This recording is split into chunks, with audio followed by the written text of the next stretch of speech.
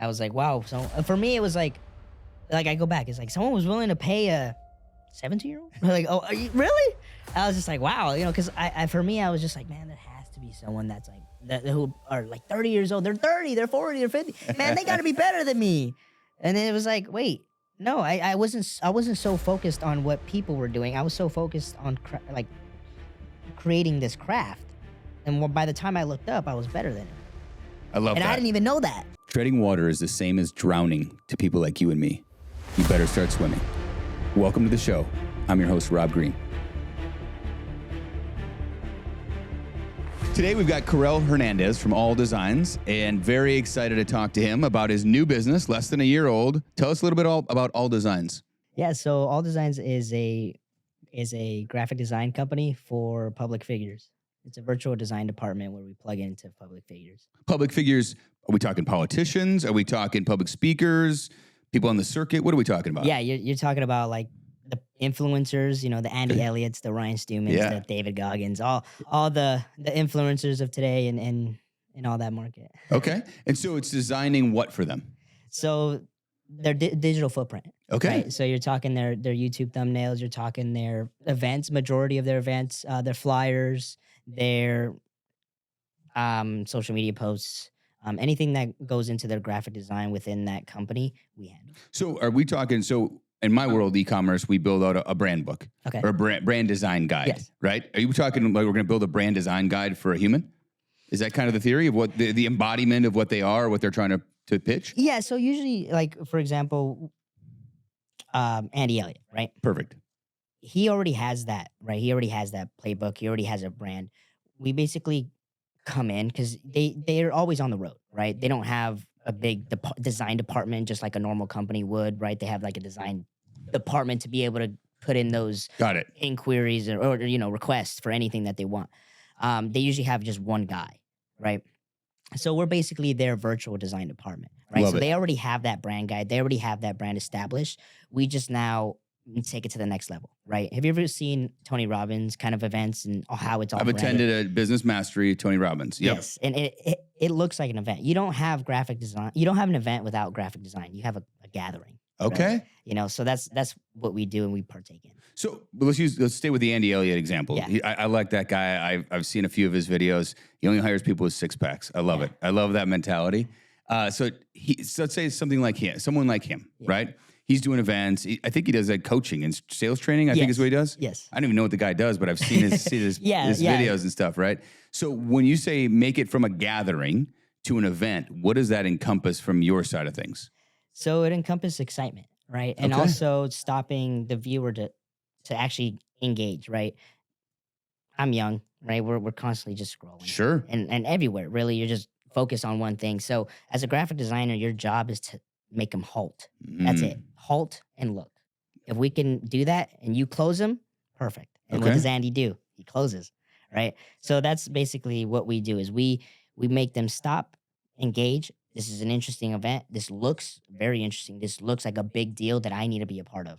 I'm going to go look at their funnel. I'm going to go look at what more details do I need to go look at, right? This reminds me of an old school, I'm a lot older than you, the old school acronym in sales called AIDA, A-I-D-A. Okay, you know what I'm talking about? So for those of you who don't know, it's attention, interest, decision, action, right? So you're saying you're focused on the attention and the interest side of things, right? Yes. You're trying to build that attention and interest, and then it's like, hey, it's on you now to get them to make a decision and take an action. Yes. Is that fair to say? Exactly. Yeah, exactly. Even like, for example, thumbnails on YouTube, right? Yep. Your podcast, right? That is so important because people are just scrolling and it's like, boom, this one pops up. Well, you just, if I made them stop, that's the job of graphic designers. I made them stop. I love that. I made them stop to look at what is this in this podcast that I need to see just by the thumbnail. People don't even read the title no more. They're just scrolling to see, ooh, a big figure. Ooh, David Goggins. Ooh, Ed Milet. Ooh, Andrew Tate. Right? And it's like that thumbnail is to make them stop. So it relates in our world. So we do a lot of e-commerce. We sell on Amazon a lot. In I call it, you got to win the click. Yes. Right. So it's the same concept. Like you show on a search results page and you search up for a milk frother on Amazon, right? There's 1,000, right? And you've got to win. You got to grab their attention. You got to win that click. So for us, it's all about the main image, right? It's all about how do we capture, and you're limited a little box, what you can do, and they've got their guidelines, but you've got to capture their attention and get them to stop, look at it, and then they usually then go to title, and then they usually click. And it's even harder with today's era. I mean, Yeah. people's like ability to just focus on something is like milliseconds, right? I mean, Right. in my generation, we can't focus to save our life. I mean, I'm no different, to be honest with you. I mean, TikTok and everything else is Yeah. changing the way people think, right? It's shorter and shorter attention spans Yes. because we're just getting, you're feeding that's dopamine rush that everybody's getting, and they're like, oh, flip, flip, flip, Exactly. flip, flip, And flip. dopamine, exactly. It's Yeah. like, ooh, if I can feed into that dopamine of excitement while they're scrolling and they stop to, now you have a potential lead. I love that. How do you then, okay, so I get the concept. How do you then capture the essence? Let's say you start working with somebody. Let's Yes. use Andy Elliott as an example again. Yeah. You start working with Andy and you're like, all right, how do you evaluate where there's maybe some gaps and opportunities? And then how do you say, all right, I know I want to do, I can improve these areas, and this is what I'm going to do to take it to the next level. Yeah. How do you think about that? So it's funny, Andy Elliott, because we were doing stuff for him for free. Oh, really? Yeah, that's actually By what the way, I love that strategy. Love the Yeah. strategy. Yeah, it was kind of like, hey, we'll do this for free. If we can make it rain on you, can you little drizz over here, a little dash over here for us? And yeah, so we were doing his stuff for free. But basically, it was before he was on the rise, right? And when an influencer is on the rise, they're trying to become, established and an authority, Yeah. right? It's like, who Building is this authority. guy? Yeah, who is Yeah, this guy? I 100%. see this guy, on social media just talking whatever. Who even is this guy? So when you're up on the rise and you're competing with all those Tony Robbins, Yeah. Andy Frisella, all of them, you have to look established, or you have to look very like you've been doing this your whole life. Credibility, authority, Yes, legitimacy. Yes, exactly. So that's the first thing that we do. It's like, okay, it's not just a regular flyer. It's just, I wish we could pull up something here, but to basically a before and after. But it's like, what is this? It's like I don't even want to go to these. It's like, ugh. Got it. Compared to like, oh, this is an event, right? It goes to even basketball, right? To like you have a LeBron James poster or something like that of a flyer where it's like, oh, this is I got to go to this, rather than just a simple thing. It's like, I don't really want to do this. I really want to pay attention, give that guy my time. It's the same thing. Is we going into, okay, we look at their thumbnails, right, on YouTube. We look at all that. Okay, boom, adjust. We go on there. What events they're having for the rest of the year? Who are they having? That's also a big thing, because the influencer on the rise, they're going to be trying to get even bigger influencers, Yeah. right? Like the Muscle Keaton, or They're punching up. Yeah, exactly. So making sure that their face is on that big flyer, and also you have to remember, say Andy Elliott brings on David Goggins, right? Okay. Let's just say that. Well, you got to keep it in mind, David Goggins is also in all these other events. Why would a specific audience want to go to an Andy Elliott event if they can just go see David Goggins Somewhere for else. cheaper? Yeah, for cheaper, somewhere else, Closer to home. Closer to home. Why should I go even see Andy Elliott over at the Elliott Group? Right? Why do I? Because we're going to carry the boats with Goggins. Exactly. That's why. That's why. We're all right? carrying boats together. Exactly. Across the stage. Exactly. So we capture that in a very cohesive, more aesthetic look to bring that, like curiosity and interest to it. Like, ooh, this is different. This looks bigger than that other event that David's going to. So I got a couple of things for you. Yeah. One, I love that. First of all, I'm going to give you some advice. I love that you did some work for free. So many people, especially younger people, are afraid to do that, right? And all the younger guys that I know are like, hey, listen, how do I do X? And I'm like, listen, it's a really simple model. Go find somebody living the life you want. Find a way to add value to them. And if they're a good person, it'll work out and it'll benefit you. Yes. And do that. And I've done it many, many, many times. It works out, right? So I love that mentality. If you do that, make sure you be more specific in your ask. Yes. If I can make it rain, then what I want to do is A, B, and C. Yes. So make sure you're really specific on it. If I can do this, then I would want you to hire me for this. Specific. So be really specific in it and kind of hold them to it, because there's most good people. If you do something, there's law of reciprocity. If you do something good for them, they're going to want to pay it back. And especially if you're doing great for them, they're going to want to hire you. Yeah. I mean, that's the whole idea of why you should do it for free. So that would be my recommendation on that, is just make really specific in the ask. No, I do. I definitely had to see, like, realize that, especially of like where it got to the point of a different influencer, where it got to the point of like, now is an expectation. Like, hey, we this, you're going to be doing it for free. This is, what we get out of you. And exactly, like, hey, we do this. If you can also make it rain on us, right? But yes, I do agree. My generation, I would even put it in the category of laziness of like Sure. they don't want to give nothing without knowing they're going to get something in return, Right. right? And I honestly just wanted to get in that circle of Andy Elliott. And No, I love the idea. The idea is great. I just would have been, I mean, just try to, as you've done it now a couple times, and right? I did do that. I you love that did you said great. that. I now did that with Ryan Stewman. Okay. So with Apex, so the people within Andy Elliott, dispersed out into, other influencers, of course. And one of them, his name is Sean. We never actually met, but he's seen my work. He's actually the one that had been posting it. And he's like, wait a minute, you're telling me you were the one that did this? That's Like, awesome. well, hold on, wait a minute. I'm like, yeah, man. Like, wait, you're with Ryan Stewman at Apex? Oh man, let me what project you guys coming up? Cool. That's great. Create this for you. And then actually right before I came here, I got a text from Ryan Stewman asking him about my packages. So I don't even know Ryan Stewman. Tell me about who Ryan Stewman is. Yeah, so Ryan Stewman is another, sales training company, but they're out in Texas. Okay. Yeah, they're out in Texas. He's a very solid guy, very country guy. Okay. I love him, very, very good guy. And he was here actually with Andy, I believe like last year in November, if I'm not mistaken. Okay. Maybe mistaken, maybe December. But yeah, so he's in the same industry, right? Doing sales training. That's awesome. And building kind of just a community around it, having events, and then programs to increase your sales within your sales. So they saw your work and it was obvious that you had done something great. Yes. That's amazing. That makes it even easier to do it, right? Yeah. So I think about businesses in three categories, right? I think about financials, operations, and sales and marketing. So we talked a little bit before we started recording. It's a solopreneur, but you've got contractors working for you right now. So financials, pretty easy, pretty straightforward, high margin business because you don't have overhead, you don't have full-time employees. Yes. So we're going to take that one off the plate for now. Okay. So now you said sales and marketing is easy for now. Yes.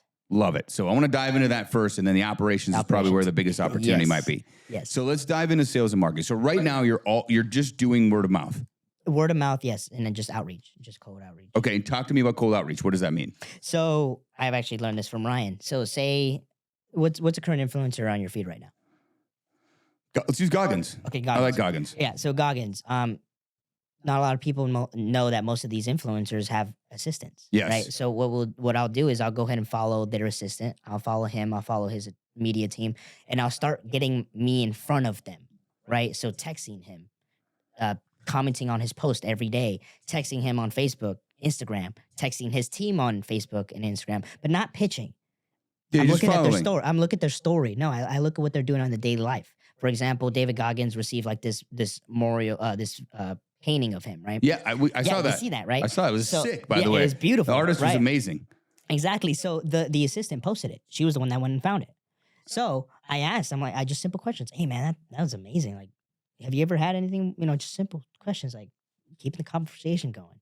Most of these people, they know that people are only texting them to get money out of them or pitch their sale or pitch whatever they. So you're playing the long-term game. Yeah. So I'm putting in a long-term game. Hey, I don't want just your sale. I want your connection. I want to be in that circle. Oh, hi. Well, my name's Carel. Nice to meet you.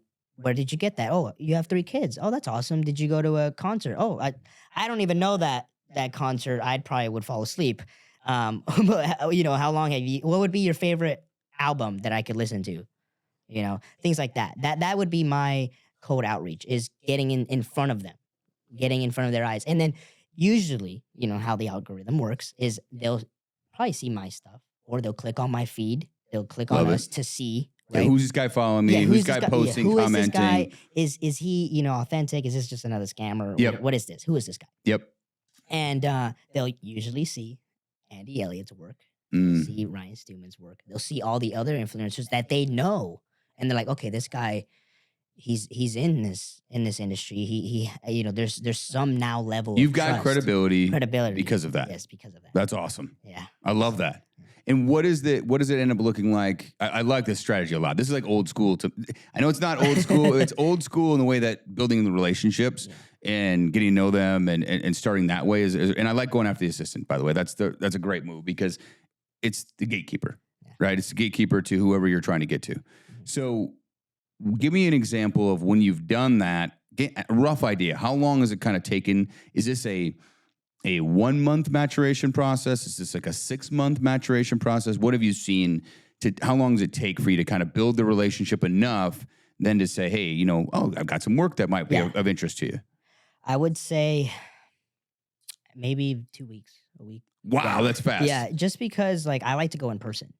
Tell me what that. Okay, Yeah, Carel, I like the attitude. Tell me what I you like mean. to go in person. I mean, yes, they see you, right? But it's like when they see you in person, there's something in their mind that's like, I know this guy. Wait, do you show up at their house? What are we talking No, about? I don't show up at their. No, I show up at their event. Okay. I show up at their event. Okay. I don't show up at their house All right, or where their family's eating. Yeah, yeah. Hey, it's Carel, I'm here for dinner. I'm here. Yeah, Yeah. no. I just go to their event, their next event, right? So it's like, hi, nice to meet you. My name's Carel, and it does help the fact that my name is unique, Carel. It's That's not nice. it's not very well known. So it's like I know that name. I've seen that name before. I love I've seen that. his face before. I've seen his smile before because that's my profile. It's just a nice smile. And that's what I always recommend. Keep a nice smile, just you, right? Nothing's more inviting than a smile. I love that. So when I go to these events, it's like, wow, I know this guy. Where do I know this guy? And it's just a little tiny thing. And then it's like, okay, hey, they now see me more often. And then there's a curiosity to it of like, what does he do? What does he do? Why? Well, he's 22. He's around here. Why is he around here? Yeah. He should be out partying. Why is he? You don't meet their expectations. Yeah, exactly. Why is this small guy who's like I can barely see in front of the crowd? Why is he here? It's like, interesting. All right, okay, this is great. First of all, I love the fact you're making it happen, right? And so many people get in their own head with like limiting beliefs. And I love that by the way, I got a buddy of mine, Jonathan. I'll give him a shout out now because he will show up at your house. He's that kind of guy. Oh, wow. Yeah, he doesn't mess around. Like he'll show up at the guy's house. Like it's a little weird. We had another guy that I give him. He used to work for me. Now he's got his own e-commerce agency. His name's Oasis. And he decided he wanted to get in this space. He found 2 people locally here in Phoenix that were doing well, myself and my buddy Matt. He showed up at my buddy Matt's office in Scottsdale, and my buddy Matt freaked out about it. Okay, and I knew that because he had cold emailed me and said, "Hey, I looked at your brands, and I think you should do this, this, and this from a sales and marketing perspective." I was like, "I love this guy. Bring this guy in for an interview." I interviewed him, and then I called Matt. And he's like, "Hey, he showed up at my office." And I'm like, "And you didn't hire him?" And he's like, "No, man, it freaked me out." And I was like, "Dude, I love that. Like, I would hire the guy on the spot." I love that proactiveness. I feel like so many people are concerned about like, how do I stand out? How can I get attention, right? And I think it's very easy to rely on the algo and try to do something behind a video or an email or a phone call. Showing up in person, nobody does this. It's like, I'm a big believer in handwritten cards.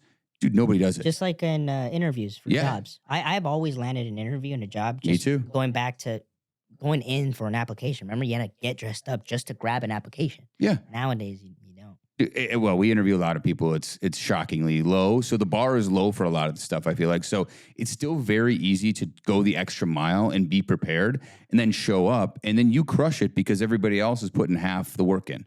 And that's what I find, at least. It still feels very, very doable to add extra value, be prepared, find a way to add value to somebody because so many people aren't willing to do the work.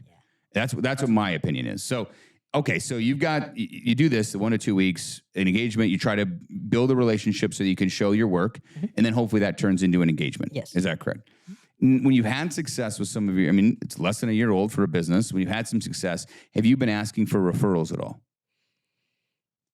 Like Andy. Yeah. So, yes, this is the good part though, is you're so connected in it and it's everywhere, right? It's so everywhere that there's a change. There's a magnificent change where it's like the people that he's speaking with, they are the ones asking, "Hey man, who's doing that for you?" Got it. It's not even like, "Hey, if you need this, check out All Designs or check out Carel."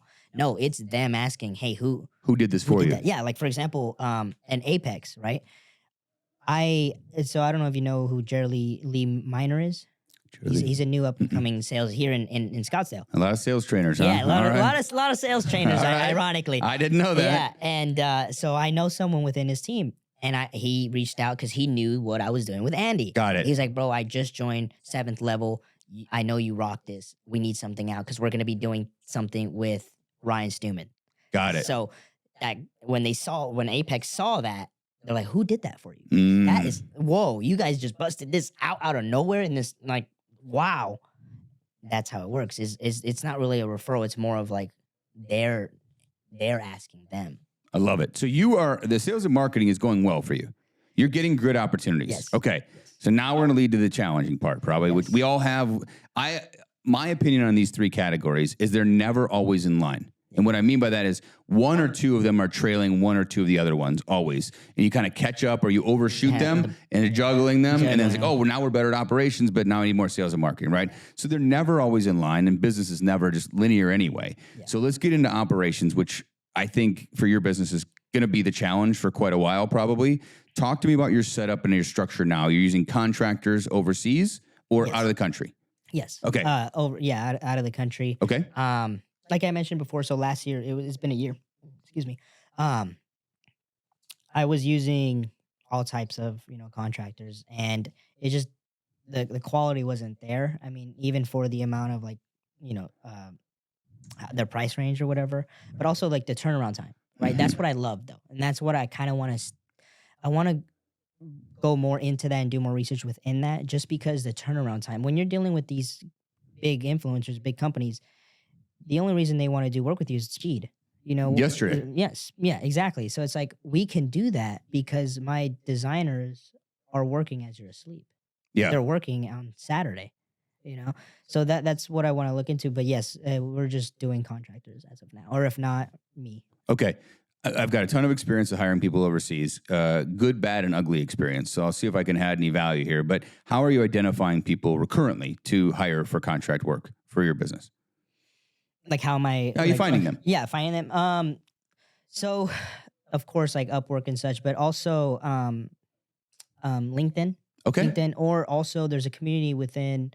So I used to be a college student, and there's different communities within like different countries and different things like that of like people uploading their work. So like Adobe, you like as a graphic designer, we use Adobe. You're right. So what else way to find the people that are actually using the software? Okay. So that's what I'll look on Adobe, and people can upload their work, and I'll just reach out to them like, hey, I seen you do this, and I seen you're doing it well. Do you do contract work? I didn't know people uploaded to Adobe. Yeah, so Adobe has just like their own work? portfolio. Yeah, sample work, upload their work. They can even sell it on there. It's like, anything like that. Wow. What about like a Figma? Do you work in Figma at all? No. Is that like Canva? Better version than that. So actually, I think I don't like any of those. The Justice Department, I think, just canceled this. Adobe was supposed to buy Figma for $20 billion. Okay. They announced it like a year and a half ago, and then I think they put the kibosh on it because of antitrust. I think I've seen that. But I've used Figma, and Figma's phenomenal. Like, Figma is for ideation. So you're like in the early stages, and you want to get a group of people together, and you want to do like a mock-up of a website, and you want to show it, and then everybody can add comments at the same time, and it's an interactive platform. Okay. It's really good for group work. Okay. Excellent for group work. So if you're doing overseas and you got like 3 or 4 people working on it, you put it all together, get feedback real time. I was blown away by Figma. It's a much more 21st century version of Adobe. Very interactive. Adobe's been the standard for so long. Exactly. So you're looking on there to see their quality of their work. Yeah, because that's because Upwork, all contractors and every other freelance website, it's everything else, right? You can find contractors for photography, editing, video, everything. I'm not looking for everything. I'm looking for graphic designers. I'm looking for specifics. I've got an idea that just prompted in my head. Have you looked at past work by designers on 99 Designs? No, I have not. That might be a great resource for you, because you can see all of their work in their portfolio. So you could look for winners of past contests on 99 Designs and then reach out to them, because they've got just a huge breadth of designs and contests, and you can get an aesthetic and a feel. In my experience of working with designers, they have a baseline. It's like music, right? It's like the artist writes the music in the same way. A lot of times they have like a core belief system, and we've worked with designers enough to like, oh, this guy really likes old-timey kind of designs. Everyone has their own themes, and they're you just can tell who made it. You get stuck to it. Yeah. Get stuck to it. One other thing we've learned, by the way, we've created a bunch of different brands, is finding a designer that really resonates with the brand, that is a customer of that brand. So one of our brands is a whiskey product brand, and our former designer, that he was he would drink whiskey. He could resonate with it. He would want to buy it. Like, he did an excellent job on that. Another brand named after my kids, not so much. He doesn't have kids. It wasn't really in his wheelhouse. So it's hard for him to like really resonate with that. So I think that's another thing we've learned. But I love the idea of Adobe. We do a lot of reverse engineering. So we look for like people that won branding design awards. We use the 99 Designs. Freelancer.com is another one. I think that's a little lower quality, I think, than, in my opinion, than 99 Designs. But find somebody who already has the portfolio out there that you can then find that fits what you're looking for. Yes. And then you can build, I think of it like this with our business. How do I build a capability network? And what you need is a capability network, right? And the challenge is like a lot of people overseas especially want full-time jobs. And so how do you build a network of people, of experts in different aspects of what you are doing? And then you start to build that network. So let's just use logo design as an easy example. You've got 2 or 3 people. You don't want a single point of failure. I hate single points of failure. It's really bad. I always think if they win the lottery or got hit by the bus, what do I do? Yeah. Right? So find multiple people that can do that specific capability. That gives you some ability to scale up, because there's nothing worse than having opportunities that you can't do because operations isn't set into place. And that's what I was doing last year. Got it. There were so many clients, there were so many things and projects that couldn't fulfill them. And at the same time, this is where why this year and in the ending of last year is why I went down to one specific product for one specific niche. And the reason being is a graphic designer can technically make a website for you. Yeah. We can do your email marketing. We can do your social media. We can do your logos. We can do different campaigns. And that's what I was providing last year. We were doing anything for anyone that had any kind of money. And that's how a lot of people start, right? And then you niche down. Have you read Built to Sell?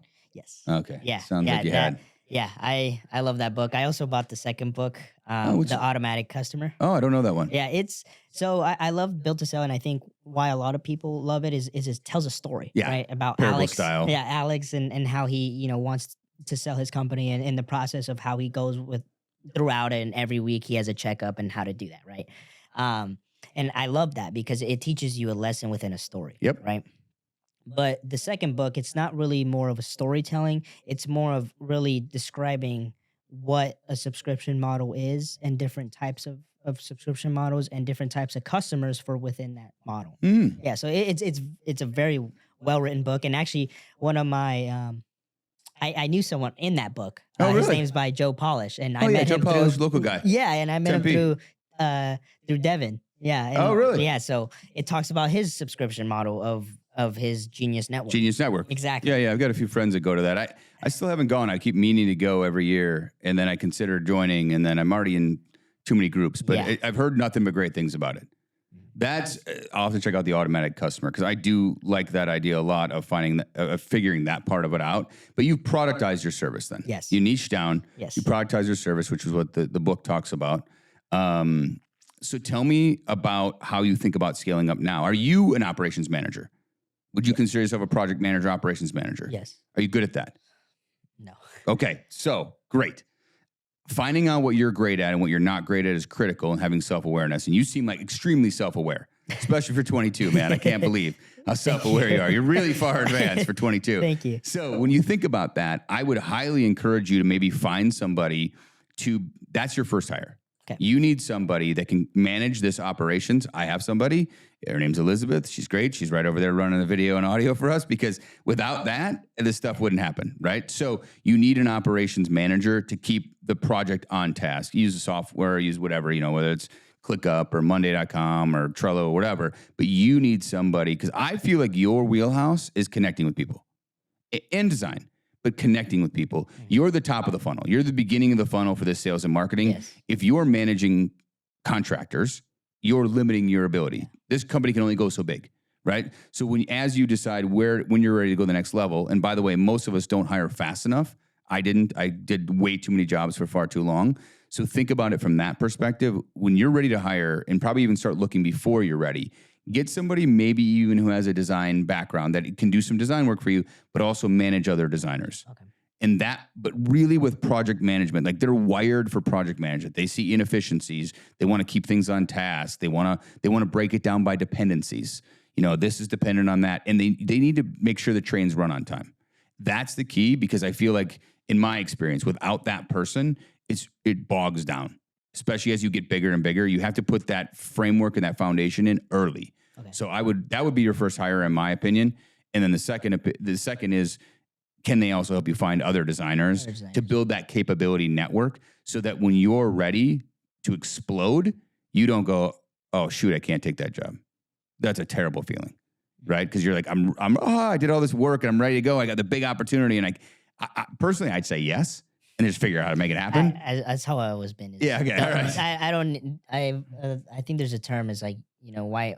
Who cares if you need a running start? Just jump. Yeah. If you're just standing still, jump. Yeah, That's entrepreneurs. always how I've been. Entrepreneurs jump off the cliff and decide how to build the airplane on the way down. Yeah. Right, and that's not the greatest way to do things. But I think that you've cracked what I think is the harder part for most entrepreneurs is just getting started. Yeah. Right, and you have. I mean, this sounds amazing. What you've already done by applying the right principles, going out there, doing the work, providing value to people, and then getting the interest in showing your work and doing great work, by the way. That's a critical part of this. A lot of people forget about. Yeah. Then you're going to build a network. You're going to start getting customers. And now you've got what I would call not an easy problem, a more simple problem, which is the operational side. And you can have somebody find you and help find someone to help you with that. Okay.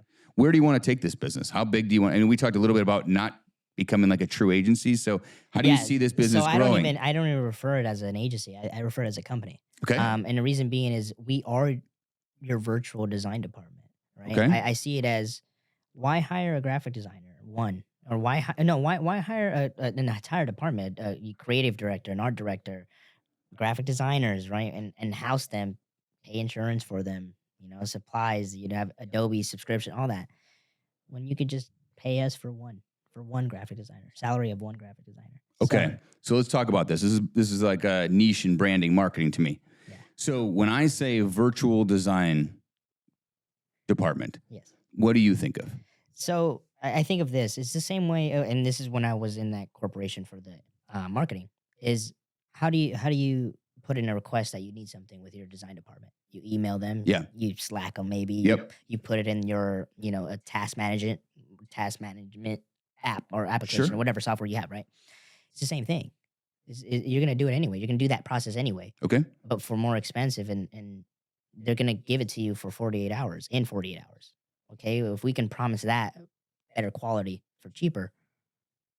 So when you're engaging with these companies, are these long-term commitments usually? Yes. Okay. Yes. So talk to me about that. Yeah. So we don't have like a necessary 3 months minimum. Okay. Year minimum.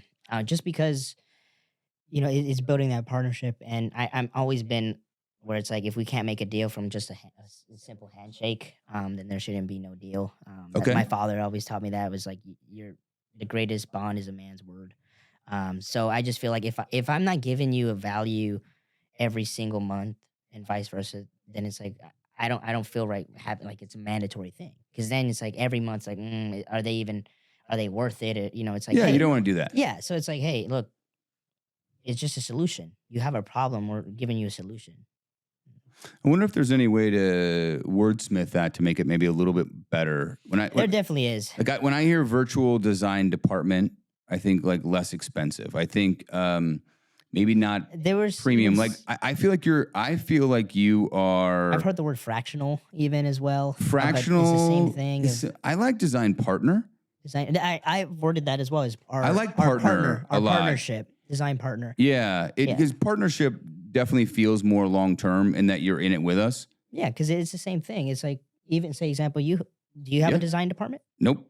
We used to. Yeah. And now we have a virtual design department. Right. There you go. So it's the same thing. It's like, if every company, like for example, Nicola, right? My father is an accountant for them. And they have an entire team who they pay, hundreds of thousands of dollars for salary. We've had in-house before. I get exactly. So it's like, why? And it's the same thing. You're not going to go in there to go tell them what you need. No, you don't got time for that. You're going to email them. You're going to put them in your task management. You're going to do the same process.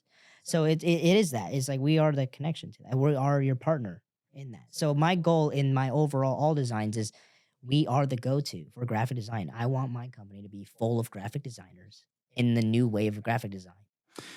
Boy, I like this a lot. I feel like you could build out essentially your own internal fractional design team, which is the capability network you're going to be building. And then you are the design partner for all of these guys. You're my design partner. I mean, essentially, that's what you are. The virtual part, I mean, it seems obvious, kind of almost. That's what I was thinking. It does feel a little bit like that, and I love partner more than department. But you're there to. I mean, that's a great starting point. Like, hey, listen, I'm your design partner. Yeah, it's the same thing. Like for Andy, for example, Yeah. the reason why they were even now they're paying us stuff, right? So like the Macklin twins, we're gonna be doing a lot of their stuff. They just launched today their school. It's a community, online community. Wait, who are the Macklin twins? So the Macklin twins are right under Andy Elliott. It's like their right hand man. But within the Elliott group, they're individual brands within it. You have the Kobe's, right? You have the Mariah and Bryson. You have individual brands within the Elliott group. Within, Andy has his brand. The Macklin twins have their own Jesus, brand. this is a whole So network. there's all brands within it. But the ones that are bringing us on is the Macklin twins. And they launched on the school platform, Sam Evans Hermosi's platform. Yes. Got it. Yeah. So they launched like a free community for the Elliott group as a whole, which we helped. But yeah, we're gonna be doing that. I kind of lost track. No. So we're talking about. Well, let's go edit. We'll edit this, Nico, and then we'll come back to this. So we were talking about lost track now because I was so focused on the Macklin twins. Yeah. Trying to figure out the school. What the hell did I ask you now? We'll go back to this. How the hell did we get on that? Design, engagement, my design partner. How we help, maybe? No, what the hell was it? Oh, I lost track. I was so focused on who you were helping. yeah, the Macklin twins. Solve the problem. Like, who are all these people? Why are you doing this? Yeah.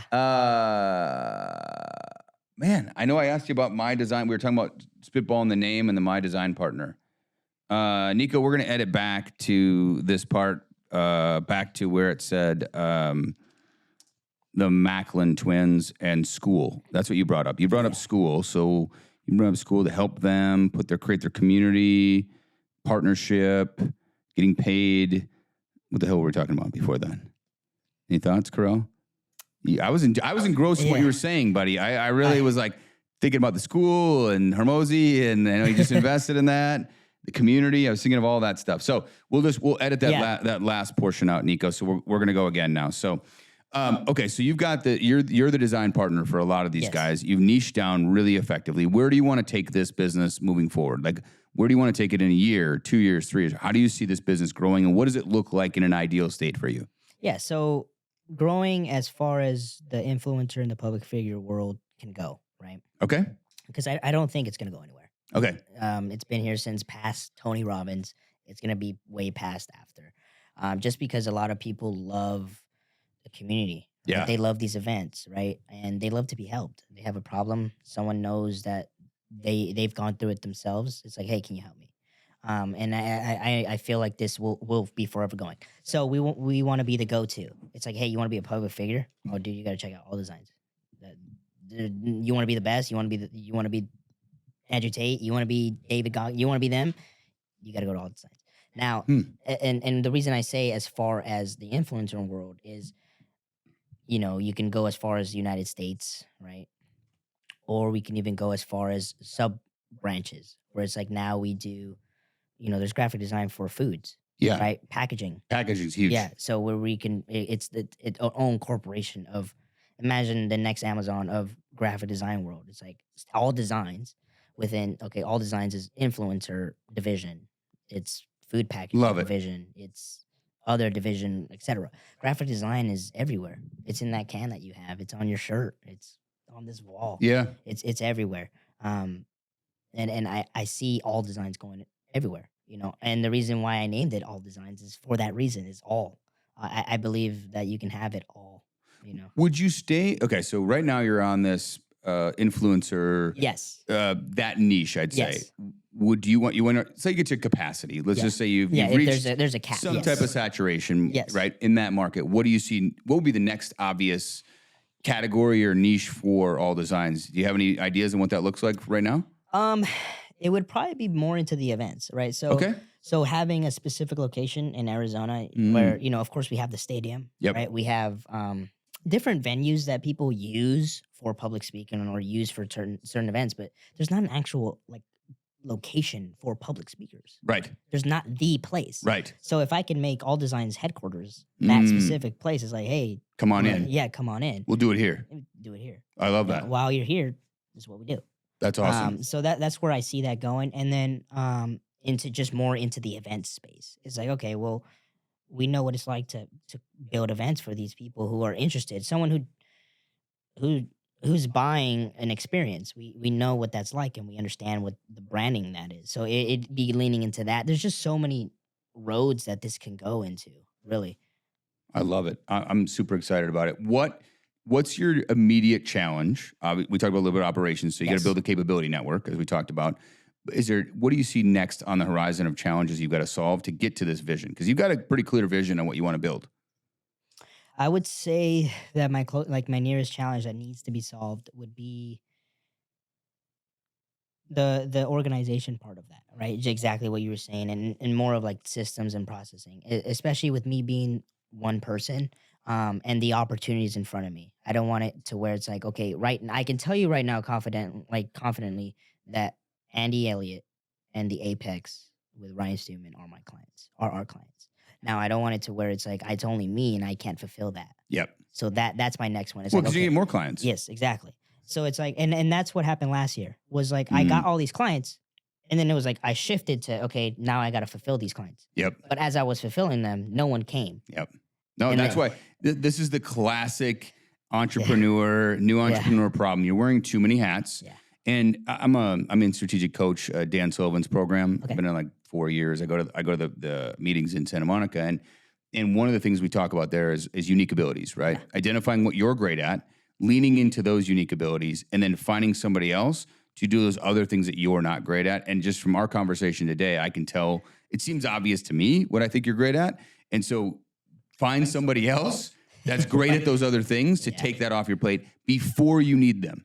Yeah. Because what I find is when you wait until you really need them, man, you end up settling for maybe somebody that's not as good or not as dialed in. So my recommendation, if you know this is your problem, which it sure sounds like it's going to be the challenge, start looking for that person today. You find somebody overseas who just there's tons of great people overseas, Latin America, South America, wherever you want to hire from, that have done this. Like they've done huge project management projects at big companies. Yeah. And they're going to look at yours and go, Carel, I got this. Yeah. I can do this in my sleep. And maybe it's a part-time contract position in the beginning, right?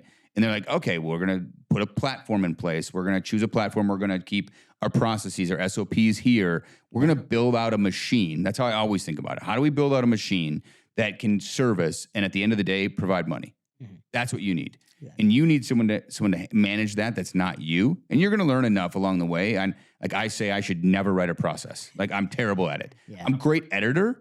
Terrible. If I'm making a process, we screwed up as a team. Yeah. Because it's not me. And I'm just terrible at it. So it's like knowing what you're not good at is really critical to finding people that are good at those things. And I feel like that would set you up and build that foundation for the next level. Okay. So I think you're right there. I think I'm really impressed, Carel, with how well you've done in such a short period of time. And it seems like you've got this right at that tipping point where you're going to take off. So just make sure you do it ahead of time before it takes off. Thank you. Yeah. And it's ironic because everything that I was doing for free and all these rooms that I'm in, I'm telling you, I now have connections with all the highest influencers currently. Wow. Like I said, 7th level, Apex, all these other ones. And now I even have a connection with Andrew Tate. Wow. Like there's a connection where there's people now in that circle. So like, for example, Jason Waller was with Andy Elliott. Okay. Guess who knows Andy Elliott? You do. That's awesome. Yeah. So it's like I'm in these rooms, in these connections, and it's like I'm just going to be doing my same process, getting in front of them. Do any of these guys put on, you call it an experience as opposed to a gathering? Do they do anything really amazing at these? Like anyone put on like a really killer experience? Like that I've seen, like the best one that I've seen? Yeah. I would say Limitless Society. It's with Muscle Keaton. It's out in Utah. Just because it was at an arena. So imagine the Cardinal Stadium. Yep. And that's the only reason I would say it's like the whoa experience, just because it's a big old arena. Yeah. You can do a lot of noise with that. So yeah, going there, it was phenomenal. Hey, David Goggins was there, Gary Vee was there. But nobody's doing like a really like how do I explain this? Like a world-class example. So I've got a mastermind that I co-founded a few years ago, Okay. a bunch of e-commerce business owners, and we get together every 4 months. We've done a bunch of cool stuff. Like we've done Marbella, Spain.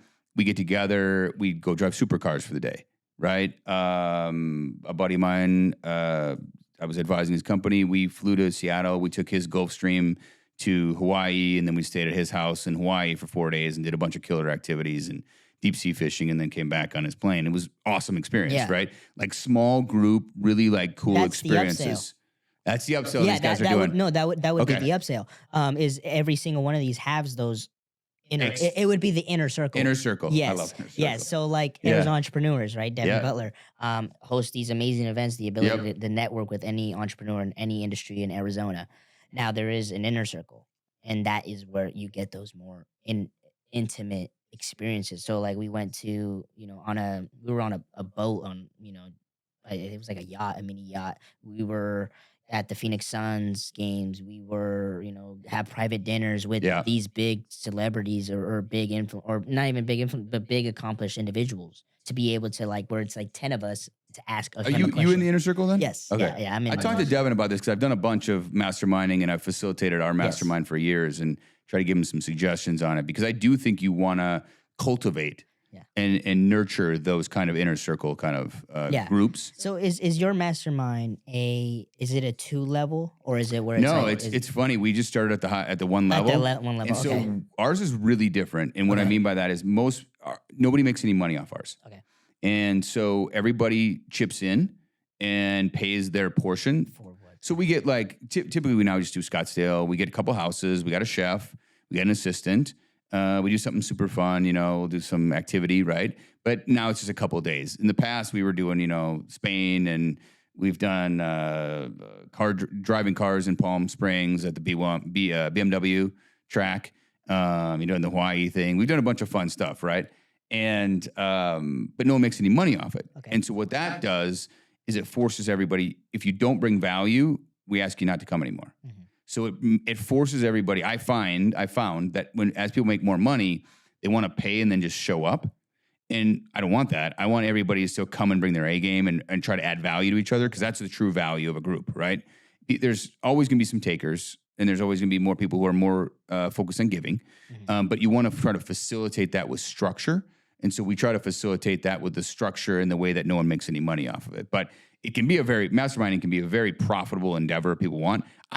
I've never done the first level. We just skip to the business owner, second level, higher quality. But I think the concept makes a ton of sense. You get people in, you kind of filter out, you filter up to that second level, you do really cool activities. Mm-hmm. And that's what these events, so like the Utah one and all these other events is, and the reason why I love public figures and even why doing these events of the first level, you're not dealing with us.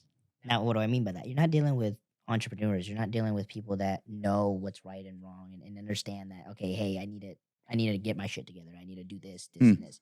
At these events, you're talking people that are just like me, who just didn't know what the hell I was doing, who aren't like, I know what I need to do, but I'm not disciplined enough to do it. Or I'm at a 9 to 5. I get it, or hey, people have kids or like, so these specific events, they're targeting and inviting more people. Got right? it. Not just inviting the people that are like them. And I think that's amazing. And I think that's God's work. God always invited everyone regardless of what they did, regardless of what they do. And that's what I love is like they're inviting not just fellow entrepreneurs because it's easy. It's easy to be in a room with a bunch of entrepreneurs who are doing good stuff for the community, who are building businesses, who are struggling. It's easier. A lot easier. Yeah, it's a lot easier to have a conversation and build we all know we speak the same language. Exactly. And I love the ones that it's like inviting to the people that have no idea. Where it's like, and that's what I love about Arizona entrepreneurs. There's people that work at Home Depot. Is that right? Yeah. It's like, hey man, I work at Home Depot, but I'm interested in building a company, building something. I love that. So the fact that you can turn someone from not just a 9 to 5 or just a regular life to now, hey, look, entrepreneurship is hard. Man, you're getting me fired up, dude. I love this stuff. Like that's the whole point. That's what I love. That's what the experience around that is of that first level is. it's not just everyone. It's not just the entrepreneurs. It's Yeah. every kind. And then I think people self-select Yes. into the next level, Into the right? next level. Because not everybody's going to be committed. Yes, not not everybody's going to do the everyone's- work. yes, I mean, you're still, yes. you can introduce somebody to an idea, but you know, it's like the old adage, like you can lead a horse to water, but you can't make Yes. him drink, Mhm. right? So, and it's funny about sales, by the way. People say that sometimes, like you can't lead a horse to water. You can lead a horse to water, but you can't make him drink. Make It's him like drink. my job is not to make them drink. My job is to make them thirsty. Yeah. And if they're thirsty, then they'll drink. And I think that it's so interesting how so many people are just, they limit themselves, right? They block themselves to making that next leap. And I agree with you. I mean, I think entrepreneurism is the key to an extraordinary life. Like I can't see it any other way. Like there's no other way for me to see it. I think everybody's capable. Some people disagree with me on this. I think everybody is capable to be an entrepreneur. Yeah, I heard that a lot. It's like not everyone's fit for it. I disagree. And yeah, it is quite interesting. I love hearing that. So if we may, Yeah. tell me what is your perspective on why everyone? If you have the mental capacity to operate in society, you have the capacity to be an entrepreneur. And I think, in fact, in some cases, some of the smartest people outsmart themselves, right? And I tend to fall into the overanalyzing category sometimes. And then they outsmart themselves and they find ways it won't work. I don't know if you know who Noah Kagan is? No. So he's been around for a long time. He's owns AppSumo. So like they do like SaaS discounts. Okay. It's I'll a big, definitely have to look at like, it. Yeah. $60-70 million company. Okay. He just launched a new book, How to Make $1 Million Business in 48 Hours. So it's kind of I heard a podcast. I just ordered it for my kids to read it, and I'll read it too. But it's kind of like the 4-hour work week now for 2024. Yes, It's kind of what I've it seen feels it. like. Yes. And his big thing is about taking action. Like just do it now. Like find people, test the idea now. Find a problem, test the idea, get someone to give you money. Right. And I love that because so many people, I mean, the longer you're an entrepreneur, you're a young guy, you'll run into this. I can't tell you how many people I run into with ideas and they've been working on it for years and nothing's happened. They haven't sold anything. It's never turned into anything. And I'm like, this is a hobby. This is never going to be a business. You're not committed to it. You're not willing to do it. So I am a believer that people that are willing to just get outside their comfort zone, try it. It's not everything's going to work. Embrace the fact that you learned something. I fail all the time. Be used to get comfortable with failure and get better at it. If you have the right mindset, anybody can do this. It doesn't have to be anything crazy. You don't have to build software. You don't have to do anything. Find what you're great at, find a problem and solve that problem. Can you get people to pay you to solve that problem? If you can, you have a business. Mm-hmm. And it's fascinating. We interviewed a guy recently for the podcast who does accent walls. I think he's in Arizona Entrepreneurship or Arizona Entrepreneur Group. Also, he does accent walls. That's the business in homes and businesses. That's it. Like, I mean, he niched down, like, because designers don't want to do it. So he found need. He likes it. He's artistic. He started this business. He's like, there's demand out there. Yeah. And then I go to someone's house and they want just one wall. Well, they don't really want one wall. They want 3 walls. And so I design it and then I do the work. And I'm like, found a need, solved the problem, created a business. Everybody's capable of doing it. I truly believe that. Yeah. I know a lot of people don't agree with that, but I don't care. I've seen it. I've seen so many people succeed that you wouldn't expect. And some of my most successful entrepreneur friends, you would never guess. Never guess. I mean, forget education, forget the normal check the box. Unbelievable to me. Yeah. How many you're like, I can't believe this person absolutely crushes it this hard. Yeah, and it is. It's quite interesting, especially because like I mean, even right now, everyone talks about how entrepreneurship is so easy, right? I feel like it's easy if you know what you're doing. Yeah. Right. And then I refer back to my generation just because I could talk from experience. Right? Yeah. I'm not going to tell you what it's like to be a dad. Yeah. I don't know what that's like to be a dad. Fair enough. So I talk from my experiences and my cohort. And what I have found is that a lot of people my age, they are entrepreneurs, right? But they don't have, of course, like you said, the discipline to do so. But I've the word entrepreneur for me is like to create something that wasn't there for you, right? So how do you do that? Is a lot of people don't even have ideas or what to do. I go back to think back of like your worst time ever, right? Think of that time. Like say your father died, right?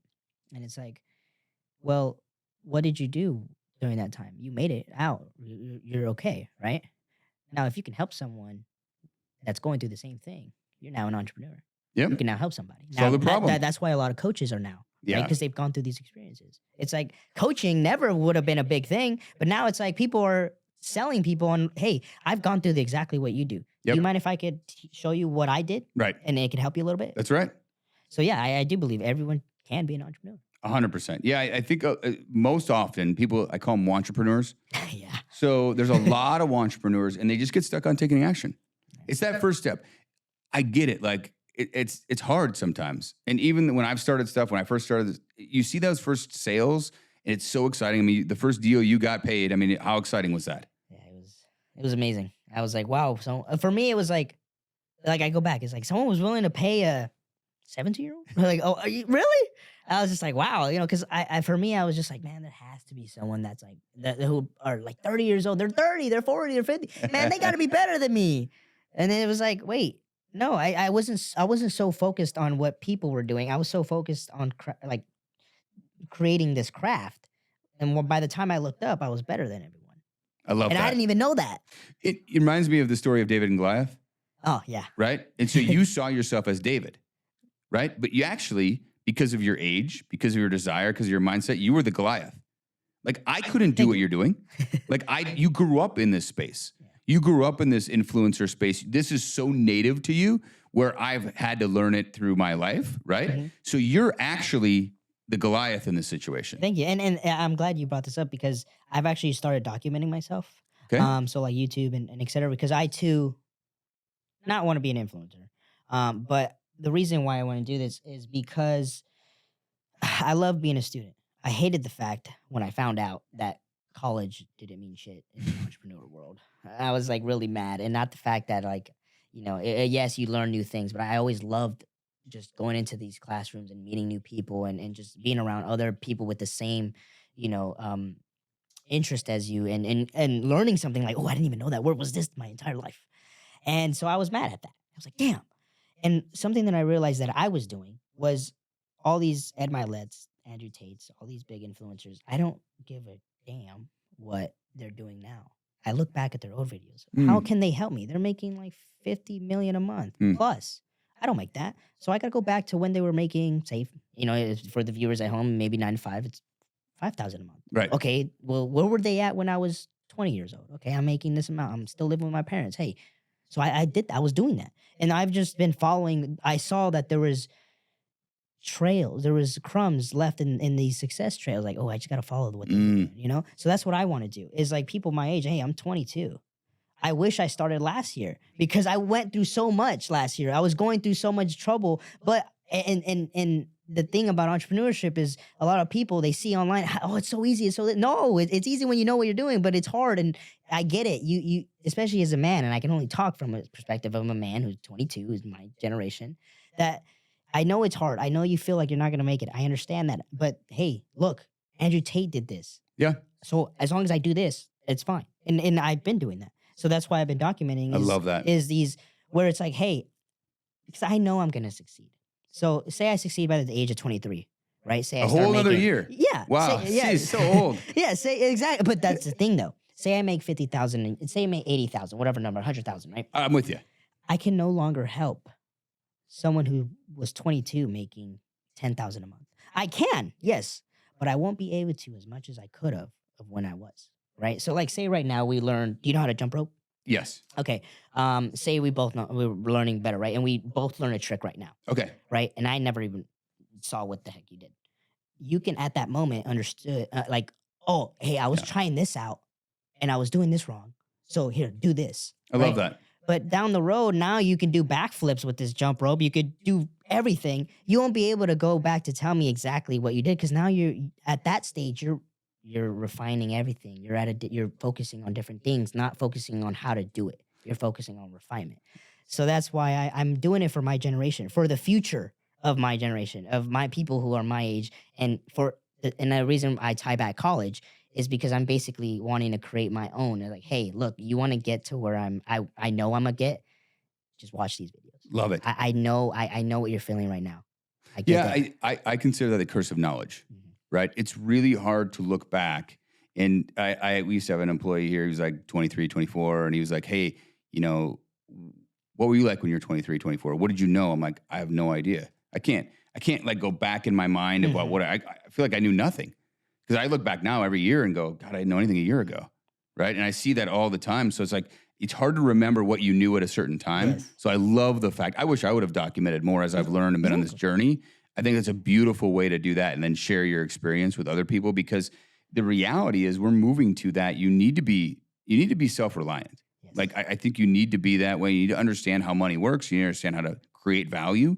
And I think that everybody should do that. And it should come from some place of authenticity. So I'm really happy that you're doing that. Thank you. I love that.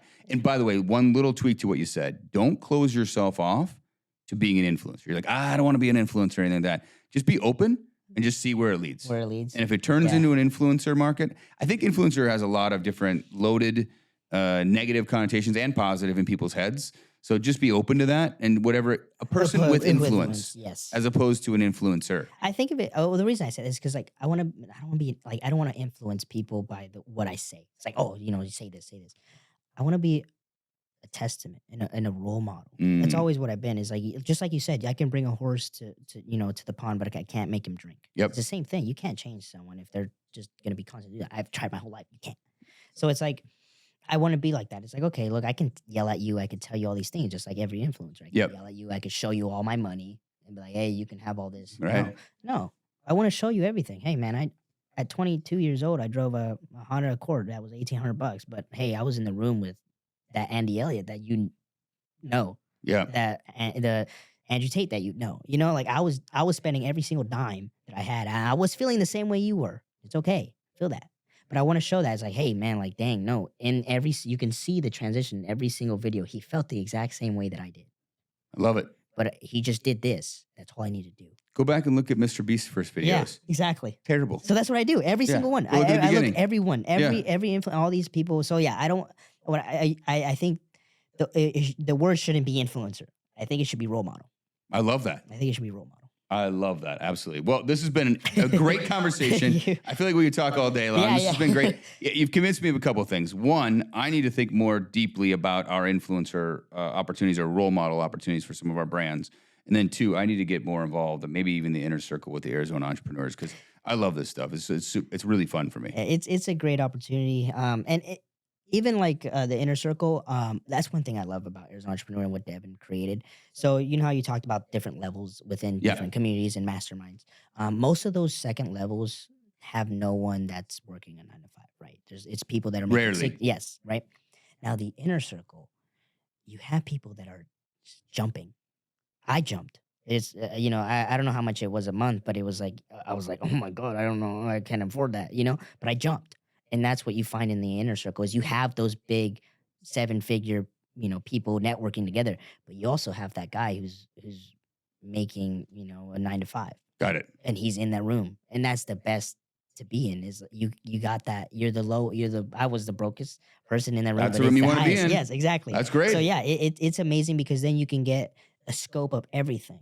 You can get a scope of, okay, hey, this is the 9 to 5 guy, but hey, he's getting into this room, It's interesting because I see it also from the other side, which is the more experienced, making more money. I like the fact of new entrepreneurs and the scrappiness and like staying on the edge of what's happening. And that's what I get out of it. I get out of it with younger people like yourself that are always on the edge of this. That's not native to me. Yeah. I love learning from them what they're doing and that scrappiness, because that's what it's like to be like, moving from the job, because I did it, but it was a while ago. And you move from that job to having your own business to being, self-operator and then having a team. And it's hard to remember some of that, but I love that. And it's present for today. And I think it's amazing. So thanks for everything you're doing. Where can people find out more about you and your new role model? So it's Instagram, Carel.official, and then alldesigns.io. Awesome. Instagram. Thanks, Carel. I appreciate it. Yeah, thank you. Take care. If you enjoyed today's episode, please subscribe, leave a review, and share with friends. And if you're an entrepreneur interested in coming on the show, visit therobgreenshow.com to get in touch. Stay curious and never stop learning, improving, or growing.